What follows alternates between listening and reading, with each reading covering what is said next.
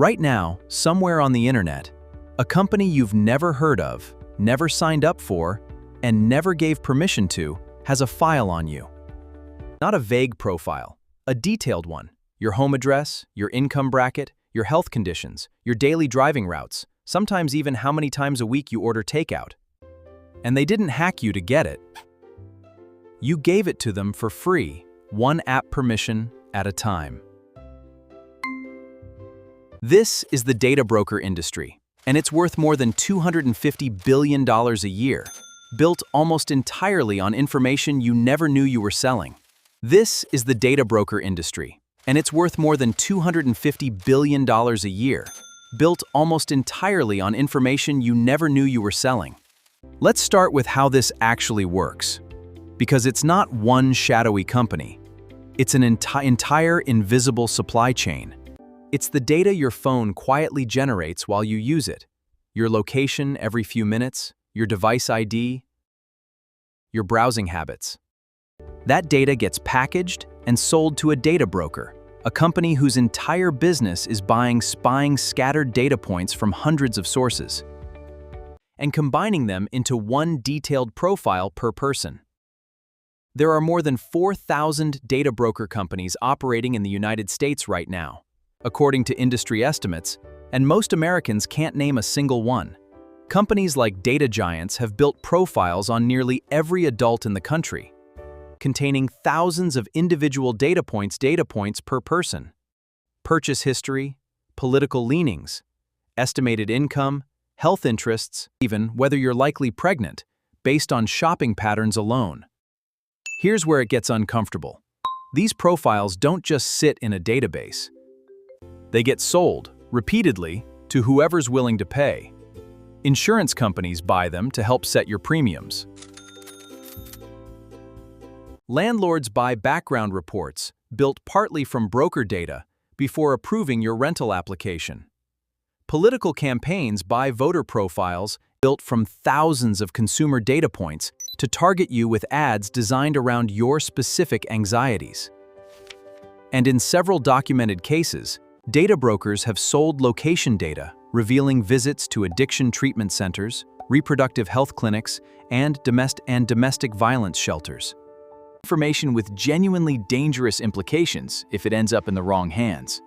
In 2021, a publication used purchased location data to identify a specific individual, data that was never supposed to be individually identifiable, but was re-identified anyway. Because stripping a name off a data point doesn't make someone anonymous, when their home address, workplace, and daily patterns are all still attached. So why is this legal?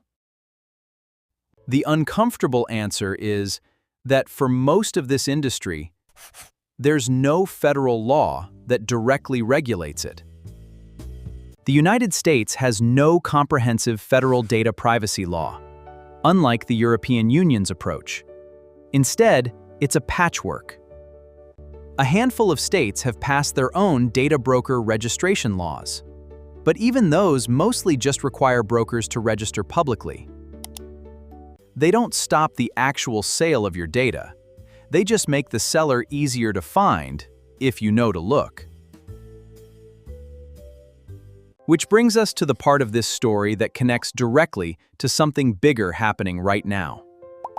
In 2024, the Federal Trade Commission took action against a data broker company, accusing the company of selling location data precise enough to track people to and from sensitive locations, all without meaningful consent from the people being tracked.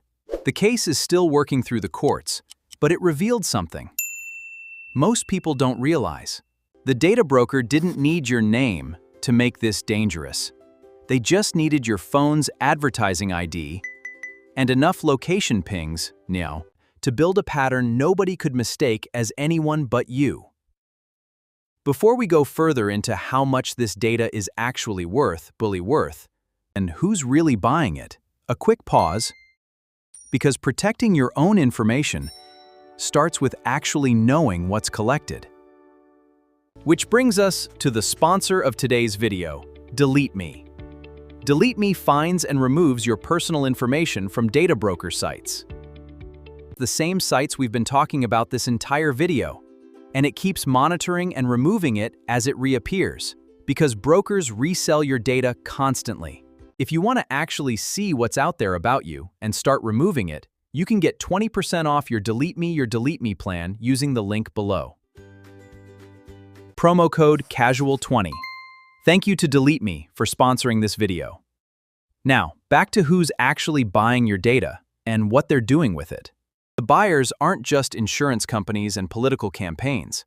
Federal law enforcement agencies have been documented purchasing location and personal data directly from data brokers, specifically to avoid the warrant requirement that would normally apply if they requested the same information directly from your phone carrier. It's a legal loophole big enough to drive an entire surveillance industry through. If the government can't legally demand your location data without a warrant, but a private company can legally sell that exact same data on the open market, then buying it isn't surveillance anymore. It's just shopping. And this is the part that should genuinely concern you. This entire industry runs on one core assumption, that nobody's really watching what happens to their data after they click allow. The apps profit from the sale. The brokers profit from the resale. And the only party in this entire chain who never gets a cut, and rarely even knows it's happening, is you. So what actually changes this? A handful of states are pushing stronger laws.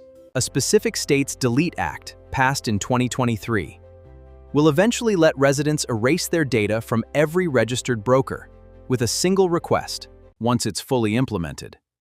But until federal legislation catches up, and right now there's no serious sign that it will anytime soon, the responsibility sits entirely on individuals to opt out, broker by broker, a process most people don't even know exists. Here's the uncomfortable truth underneath all of it. Your data isn't stolen in this story.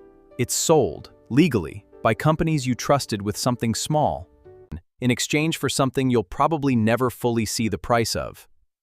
If this is the kind of thing you want broken down, hit subscribe.